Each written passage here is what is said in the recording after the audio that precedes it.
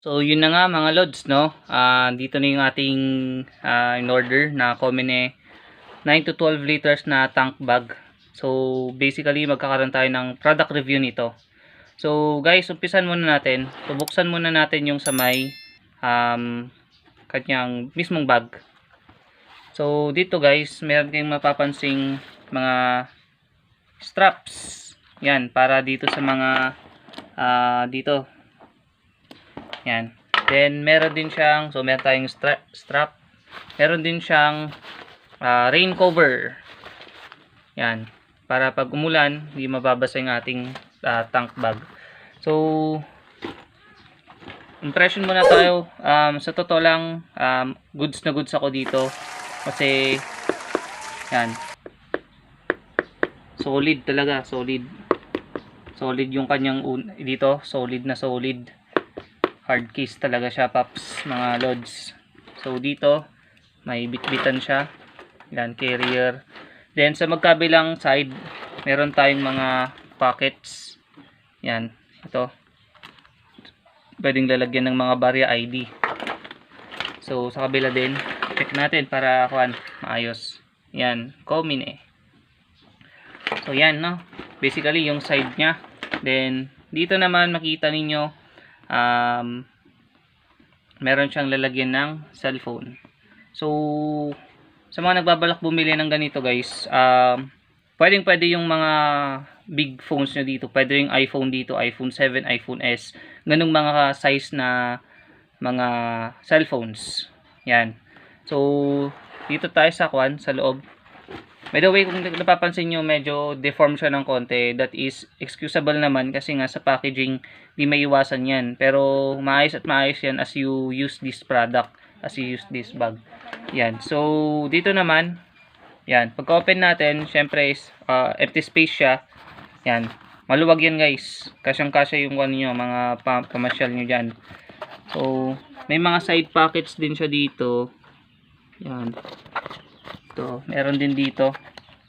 Yan. So, doon naman tayo sa bandang portion ng lalagyan ng cellphone.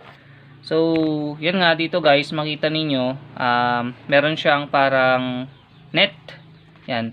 So, open lang natin dito yung yung kanyang zipper para ma-access natin yung loob ng paglagyan ng cellphone. So, kabilaan yan guys. Yan. So, yan. Yun, upon opening, so as usual, hard na hard talaga yan mga paps. Kaya pag bibili kayo nito, talagang sulit na sulit mo paps, mga lods. Yan. So dito, hindi siya disuksok, pero meron siyang strap.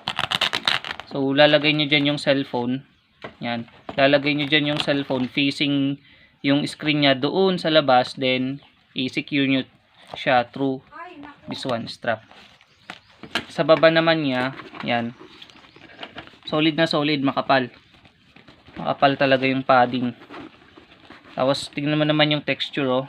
Hindi siya talaga pipitsugin, hindi siya ganun ka tipid, hindi siya tinipid guys. So I think meron din dito, meron ding lalagyan dito guys, hindi ko lang ma-open kasi isang kamay lang gamit ko. Yan. So itong strap guys, para dito sa mga ito, connections nito. Yan, connections. Okay. So then rain cover syempre pag rain cover din syempre pag maulan. Yan. Pwede mo siyang suksok dito. So magkakaroon tayo ng review later on kung ano yung mga kasya dyan sa ating bag. So by the way guys, 9 to 12 liters to. Tsaka meron din siyang open dito, oh, sa may kung gusto niyo ng extra na space, yan, open niyo to. Open niyo to hanggang doon. Yan, para mas umangat siya. Mas maraming space yung makarga. Yan. So yun, no, inangat natin yung yung inunzip natin ito. So mas marami kang may dadagdag, mas aangat yung yung tank bag, mas maraming may kakarga. Yan, o, tingnan mo naman yung difference. So mga ganyan, Yan. Ganyan yung itinaas niya. Dalawang guhit dun sa fingers ko. Yan. Yan. So basically medyo kwan talaga siya. Medyo malaki. Malaki na for long ride yan. For tank bag talaga. Goods na yan mga lods. So mga nagbabalak bumili dyan, advisable talaga, lalo na pag ayaw mo nang ayaw mag top box at gusto mo lang ng paglagyan ng konting gamit para sa long rides. Yan. So advisable talaga bumili ka ng ganitong mga item para hindi ka na maglagay ng top box. At the same time, maganda yung pacing ninyo, maganda rin yung takbo. Hindi ka nag-aalala sa wind drag kasi nasa harap mo lang to. Pwede rin siyang gawing tail bag, wala namang problema, pero of course mas maganda siya na gamitin as front bag o kaya tank bag. Actually advisable din to sa mga big bikes. Yan. Ayan, so para bigyan ko lang kayo ng ideya no, kung gaano kadami yung pwede nating ilagay dito sa ating tank bag. Nag-prepare ako ng parang base, kaya reference ninyo kung gaano siya kasulit at gaano karami yung pwede nating maikarga sa kanyang gamit sa loob. Bale, inopen na natin yung zipper dito no. So parang in full na siya. In full capacity na talaga yung natin, yung ating bag. So buksan na natin. So yan na nga no. Bubuksan na natin yung ating bag. Yan. So of course, yung raincoat. Yung ng ating bag. Magbibilang tayo ng magbibilang tayo ngayon ng gamit dito sa loob. Okay, so meron tayo isang full size na pantalon, size 32. Yan, pamain na lang po. Yo. Tapos, dito, t-shirt. Na siya, na tupi. Yan. Okay, isa. Tapos meron din tayong strap niya. Pwede natin siyang ilagay din dito. Yan.